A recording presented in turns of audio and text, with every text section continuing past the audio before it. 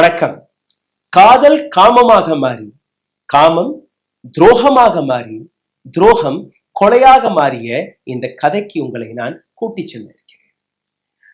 Artificial intelligence, அதாவது AI technology வழியாக 19 ஆண்டுகளுக்கு முன்பு நடந்த காதல், காமம், துரோகம், கொலை இன்னைக்கு பிடிபட்டிருக்கிறது. அந்த கொலைகாரர்களை AI டெக்னாலஜி வழியாக இன்னைக்கு பிடித்திருக்கிறார்கள். நடந்தது என்ன? அனைத்துமே நீங்க பார்க்க போறீர்கள். February 10, 2006 இந்த கதை தொடங்குகிறது. கொல்லம் என்கிற இடம் கேரளாவை சார்ந்த கொல்லம். அங்க வசித்து வந்த ரஞ்சனி என்கிற ஒரு பெண்மணி. இந்த பெண்ணிற்கும் இராணுவத்தில் இருக்கக்கூடிய டெவில் குமார் என்கிற ஒரு நபருக்கும் காதல் ஏற்படுகிறது. இந்த காதல் ஒரு சில மாதங்களில் காமமாக மாறி, அந்த காமம் துரோகமாகவும் மாறிவிடுகிறது. டெவில் குமார், என்னால் உன்னை திருமணம் எல்லாம் கட்டிக்கொள்ள முடியாது என்று கலட்டிவிட்டு எஸ்கேப் ஆகிவிடுகிறார். அந்த நபர் எஸ்கேப் ஆனதுக்கு பின்புதான் ரஞ்சனிக்கு தெரிகிறது ரஞ்சனி கர்ப்பிணியாக இருக்கிறார் என்று. இந்த விஷயத்தை டெவில் குமாருடைய குடும்பத்திற்கு டெவில் குமாரிடம் எடுத்து சென்ற போது என்னுடைய குழந்தையே இல்லை என்று அவர்கள் விரட்டியடித்திருக்கிறார்கள்.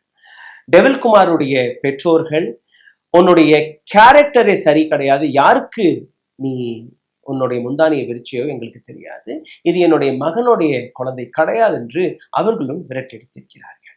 கோபமடைந்த ரஞ்சனி, இந்த குழந்தைகளை நான் கலைக்க மாட்டேன், இந்த குழந்தைகளை நான் பெற்றே தீர்வேன் என்று ஒரு உறுதி எடுத்துக்கிறார். அது மட்டுமல்ல, இராணுவத்திற்கு கடிதம் எழுதி என்னுடைய குழந்தைக்கு தகப்பனார் இந்த நபர் தான், இந்த நபரை உடனடியாக நீங்க கேரளாவிற்கு அனுப்பிவிடுங்கள், DNA டெஸ்ட் எடுத்து பார்த்தாலே போதும், எனக்கு இந்த நபர் என்னுடைய வாழ்க்கையிலே தேவையல்ல, நான் திருமணம்லாம் கட்டிக்கொள்ள மாட்டேன், ஆனால் இந்த நபர் தான் இந்த குழந்தைக்கு தகப்பனார் என்கிற அந்த அடையாளம் எனக்கு தேவை என்று ஒரு வழக்கையும் போட்டிருக்கிறார். டெவில் குமார் எப்படியாவது ரஞ்சனியை கலட்டிவிட வேண்டும் என்கிற ஒரு நோக்கத்தில் தன்னுடைய பல பிளான்களை தீட்டியிருக்கிறார். அந்த தருணத்தில் தான் அனில்குமார் என்கிற ஒரு நபர் ரஞ்சனியோட குடும்பத்திற்கு அறிமுகமாகிறார். ரஞ்சனியை கர்ப்பமாக பார்க்கும்போது பல்வேறு நபர்கள் அவரை தவறாகவும் பேசியிருக்கிறார்கள். ஆனால் அனில்குமார் பாசத்தை ஊட்டி ஒரு சப்போர்ட்டிங்காக, ஒரு நண்பராக அங்கு நின்றிருக்கிறார். ரஞ்சனி பிரசவ வழியில் துடிக்கும் போது ரஞ்சனியை கூட்டிச் சென்ற நபரும் அனில்குமார் தான் என்று கூறுகிறார்கள். ஜனவரி மாதம் 2006 அதாவது பிப்ரவரி மாதத்திலிருந்து இந்த கதையை நான் தொடங்கியிருக்கிறேன். அதிலிருந்து ஒரு மாதத்துக்கு முன்பு என்ன நடந்தது அதை பாருங்கள். ரஞ்சனிக்கு 2 குழந்தைகள் பிறக்கிறது.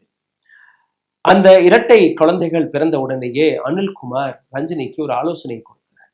இந்த மாதிரி இந்த குழந்தைகளை வீட்டுக்கு எடுத்து போகணும்னா உன்னுடைய மானம் இன்னும் கப்பல் ஏறிவிடும், வேண்டாம், உனக்கு ஒரு வாடகைக்கு வீட்டை பிடித்து கொடுக்கிறேன், அங்கேயே நீங்க கொஞ்ச நாள் தங்கலாம், அதுக்கப்புறம் கொஞ்ச நாட்களுக்கு பின்பு நீங்க வீட்டுக்கு திரும்பலாம். சரி என்று இவர்களும் ஒத்துக்கொண்டிருக்கிறார்கள். ஒரு வாடகைக்கு வீட்டை பிடித்து கொல்லம் என்கிற இடத்திலேயே ஒரு அவுட்ஸ்கர்ட்ஸ் ஆஃப் கொல்லத்துல போய் தங்க ஆரம்பித்திருக்கிறார்கள். 17 நாட்கள் குழந்தைகள் பிறந்து 17 நாட்களுக்கு பிறகு திடீர் என்று ஒரு நாள் அனில்குமார் ரஞ்சனியை தாக்கி விடுகிறார். ரஞ்சனியை மட்டும் தாக்கவில்லை, கத்தியால் கொலை செய்ததற்கு பின்பு அந்த 2 குழந்தைகளுடைய கழுத்தை அறுத்து அவர்களையும் கொலை செய்து விடுகிறார். இப்போ போலீஸ் விசாரிக்கும் போது டெவில் குமாருடைய ஸ்டோரி வருகிறது. சரி, டெவில் குமார் எங்கன்னு நீங்க பார்க்கும்போது பட்டான்கோட், பஞ்சாப்ல இருக்கக்கூடிய பட்டான்கோட்டில் போஸ்டிங்கில் இருப்பதாக ஒரு தகவல். இராணுவத்திற்கு தொடர்பு கொண்டு பட்டான்கோட்ல இருக்கக்கூடிய டெவில் குமார் எங்க இருக்கிறார் என்று கேட்கும்போது டெவில் குமார் லீவில் போயிருக்கிறார், இன்னும் திரும்பி வரவில்லை. ஆனால் டெவில் குமார் மட்டுமல்ல, ராஜேஷ்குமாரும் அவருடன் தான் போயிருக்கிறார் என்கிற ஒரு ஸ்டோரி. ராஜேஷ்குமாருடைய போட்டோ அங்கிருந்து வந்து இங்க பார்க்கும்போது ராஜேஷ்குமார் தான் அனில்குமார். அப்போ டெவில் குமார் தன்னுடைய நண்பரான ராஜேஷ்குமாரை ஐடென்டிபிகேஷனை மாற்றி அவரை அனில்குமார் என்கிற பெயரில் கேரளாவிற்கு அனுப்பியிருக்கிறார். இந்த நபர் தான் கொலை செய்திருக்கிறார். அதற்கு பின்பு அவர்கள் எப்பவுமே இராணுவத்திற்கு திரும்பவில்லை. எங்க இருக்கிறார்கள், அவர்களுடைய அடையாளம் என்ன, அவர்களுடைய விலாசம் என்ன, எதுவுமே யாருக்குமே தெரியாது. 2006 நடந்த சம்பவம் 2010 வரை எந்த விதமான அப்டேட்டும் இல்லாத பட்சத்தில் ரஞ்சனுடைய தாயார் மற்ற குடும்பத்தினர்கள் ஹைகோர்ட்டிற்கு போயிருக்கிறார்கள். ஹைகோர்ட் இந்த வழக்கை சிபிஐ கையில் மாற்றிவிட்டது. சிபிஐ விசாரணையில் கடந்த 14 ஆண்டுகளாக இந்த வழக்கு அங்கே இருக்கிறது. விசாரணையில் எந்த விதமான அப்டேட்டும் கிடையாது. இப்போ கடந்த ஒரு 6-7 மாதங்களாக கேரளாவில் இருக்கக்கூடிய போலீசார்கள் முடிக்க முடியாத இது போன்ற பல்வேறு வழக்குகளை டிஜிட்டல் முறைப்படி அதை அப்டேட் செய்யக்கூடிய வேலையை பார்த்து வந்திருக்கிறார்கள். இது போன்ற ஃபைலில் தான் ரஞ்சினியுடைய ஃபைலும் வெளிவந்திருக்கிறது.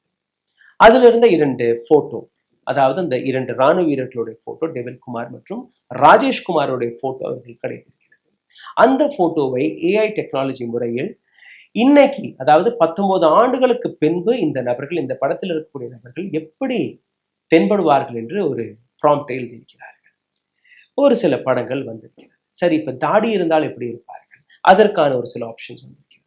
முடி கொட்டி இருந்தால் இப்ப எப்படி இருந்திருப்பார்கள், அதற்கான ஒரு சில ஆப்ஷன்ஸ். சரி, வெயிட் போட்டிருந்தால் அதற்கான ஆப்ஷன், வெயிட் இறங்கி இருந்தால் அதற்கான ஆப்ஷன், அந்த மாதிரி பல்வேறு ஆப்ஷன்ஸ்கள், போட்டோக்கள் வந்திருக்கிறது. இப்ப இந்த படங்களை சோசியல் மீடியாவில் இருக்கக்கூடிய நபர்களுடன் ஒப்பிட்டு பார்த்திருக்கிறார்கள். அதுவும் AI தான் அந்த வேலையை பார்த்திருக்கிறது. AI டெக்னாலஜி முறைப்படி இந்த ஸ்கேனிங் செய்த போது ஒரு படம், ஒரு நபருடைய படம் 90% மேட்ச் ஆகியிருக்கிறது. இந்த AI படமும் அந்த ஓல்டு படமும். சரி, இந்த 90% மேட்ச் ஆன இந்த நபருடைய ப்ரொஃபைலை போய் பார்க்கும்போது விஷ்ணு என்று அந்த நபருடைய பெயர்.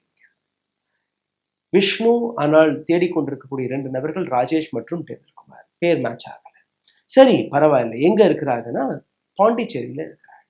சரி, பாண்டிச்சேரியில அந்த ப்ரொஃபைல் எல்லாம் பார்க்கும்போது திருமணமாகி இருக்கிற குழந்தைகள் எல்லாம் இருக்கு. போலீசார்கள் புதுச்சேரி போலீஸை தொடர்பு கொண்டு அங்க போய் பார்க்கும்போது விஷ்ணுவை பிடிக்கிறார்கள். விஷ்ணு, இதெல்லாம் எனக்கு தெரியாது, யாரை நீங்க தேடி வந்திருக்கீங்க, எனக்கு ஒண்ணுமே புரியல, என்னுடைய பெயர் விஷ்ணு என்று என்னுடைய மனைவி, என்னுடைய குழந்தைகள் எல்லாம் காட்டியிருக்கிறார். ஆனால் கொஞ்சம் மிரட்டி விசாரிக்கும் போது ஒத்துக்கொண்டார், என்னுடைய பெயர் தான் டெவில்குமார். அப்போ டெவில்குமார் பிடிபட்டு போனார். ஆனால் கொலை செய்த ராஜேஷ், அவரை பற்றி விசாரிக்கும் போது இவர் தங்கியிருந்த இடத்திலிருந்து ஒரு சில கிலோமீட்டர் தொலைவில் ராஜேஷும் சொந்த வீடு வசதி எல்லாம் வைத்துக்கொண்டு மனைவி குழந்தைகள் சந்தோஷமாக தன்னுடைய வாழ்க்கை நடத்தி வந்திருக்கிறார். அங்க போய் ராஜேஷை பிடித்து விசாரிக்கும் போது அவரும் தான் செய்த குற்றத்தை ஏற்றுக்கொண்டார், ஒத்துக்கொண்டார். இப்ப 2 பேருமே கேரளா போலீஸ் கையில் இருக்கிறார்கள். கேரளா போலீஸ் இப்போ இந்த 2 பேரையுமே CBI கையில் ஒப்படைத்து விட்டது. இதற்கு பின்பு வழக்கு இந்த டேர்ன் எடுக்கிறது, இந்த ட்விஸ்ட்க்கு போறது என்று அனைத்துமே பார்க்க போறோம். ஆனால் AI, அதாவது ஆர்டிபிஷியல் இன்டெலிஜென்ஸ் 19 ஆண்டுகளுக்கு முன்பு நடந்த ஒரு கொலையை, ஒரு கொடூர சம்பவத்தை எப்படி அந்த கொலைகாரர்களை பிடியில் கொண்டு வந்திருக்கிறது என்கிற இந்த விஷயத்தை பார்க்கும்போது டெக்னாலஜி மீது இன்னும் அதிக நம்பிக்கை வளர்கிறது. இது போன்ற சம்பவம் உலகத்திலே முதல் முறையாக நடந்ததாகவும் கூறுகிறார்கள். AI எந்த அளவில் பவர்ஃபுல் டூலாக மாறுகிறதோ, எந்த அளவில் போலீசார்களுக்கும் ஒரு நல்ல டூலாக மாறி இருக்கிறது என்று நீங்க பார்க்க வேண்டும். அதே நேரத்தில் AI மீது அதிக நம்பிக்கையும் நீங்க வைக்கக்கூடாது. AI தாண்டியும் மனிதர்கள் தன்னுடைய சொந்த முயற்சியில் சொந்த மூளையை வைத்து வளரலாம். இதுவும் ஒரு பக்கம் இருக்கிறது. இந்த டிபேட், இது வந்து நீண்ட டிபேட். பட் இந்த வழக்கை பொறுத்தவரைகள் 19 ஆண்டுகளுக்கு முன்பு நடந்த ஒரு கேஸ் எப்படி சால்வ் ஆகியிருக்கிறது நீங்க பார்த்தீர்கள், வியப்பாக தான் இருக்கிறது. இந்த வீடியோ உங்களுக்கு பிடித்திருந்தால் தயவு செய்து இதை பகிருங்கள். இந்த வீடியோவை பற்றின உங்களுடைய கேள்விகள், உங்களுடைய கருத்துக்களை கீழே கமெண்ட் பாக்ஸில் எழுதுங்கள். எங்கள் போன்ற சின்ன சின்ன ஊடகங்கள் இதை சப்போர்ட் செய்வதற்கு, இண்டிபெண்டாக ஒரு ஊடகத்தை வளர்ப்பதற்கு உங்களுடைய உதவி தேவைப்படுகிறது. அதற்காக UPI ID நாங்கள் கீழே கொடுத்திருக்கிறோம். அதன் வழியாக உங்களுடைய ஆதரவை அனுப்பலாம். நன்றி, வணக்கம். ஊடகம் கார்ப்பரேட் அரசியல்வாதிகளின் கைப்பாவையாக, அடிமைகளாக இருந்தது போதும். இனி சாட்டை எடுத்து சுழற்றும் நேரம் வந்துவிட்டது. ஊடகம் பொதுமக்களாகிய உங்களுக்காக, உங்களாலேயே இயக்கப்பட வேண்டும். ஊடக சுதந்திரத்திற்காக உங்களின் பங்களிப்பை இன்றே அளித்திடுங்கள்.